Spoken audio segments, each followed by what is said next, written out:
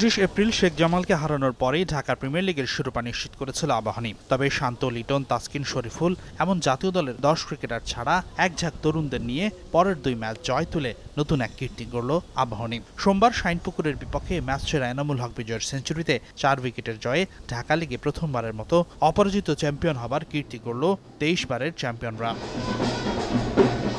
রবিন লিগের 11 আর সুপার লিগের 5 মোট 16 ম্যাচ জিতে টানা দ্বিতীয় ট্রফি জিতল খালেদ মাহমুদ সুজনের দল। নতুন ইতিহাস গড়ে ট্রফি জেতায় আনন্দটা আরও বেশি খেলোয়াড় ও কোচদের।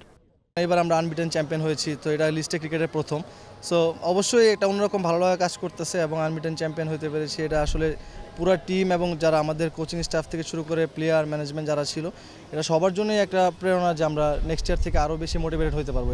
গত মৌসুমে ভালো দল গঠন করেছিল চ্যাম্পিয়ন আবাহনী, কিন্তু ভালো দলগুলোর সাথে জয় পেলেও প্রায় প্রতি সিজনেই রেলিগেশন জোনে থাকা দলগুলোর কাছে পয়েন্ট হারানোর তিক্ত অভিজ্ঞতা ছিল দলটির। এবার তেমনটা না হওয়ায় বেশ খুশি কোচ খালেদ মাহমুদ সুজন। প্রিমিয়ার লিগে শোল্ডার ম্যাচ জিতা ভেরি টাফ। আমি সবসময় ছেলেদেরকে একটা কথা বলতাম যে 50 আমাকে পাকাটা সবসময় আমাদের। আমরা ওয়াজ ভেরি কেয়ারফুল ইনিশিয়াল ম্যাচগুলোতে, ছোটো টিমের সাথে ম্যাচগুলোতে। বাট সিটি ক্লাবের সাথে ম্যাচটা আমাদের ওয়াজ tough, but Afif was played a brilliant innings. আমি মনে করি যে ওখানে একটা ম্যাচে আমার খুব প্রেশার ছিল, আর পরের দিকে এসে ডেফিনেটলি শেখ জামাল ম্যাচটা এবং মডার্ন ম্যাচটা প্রেশার ছিল।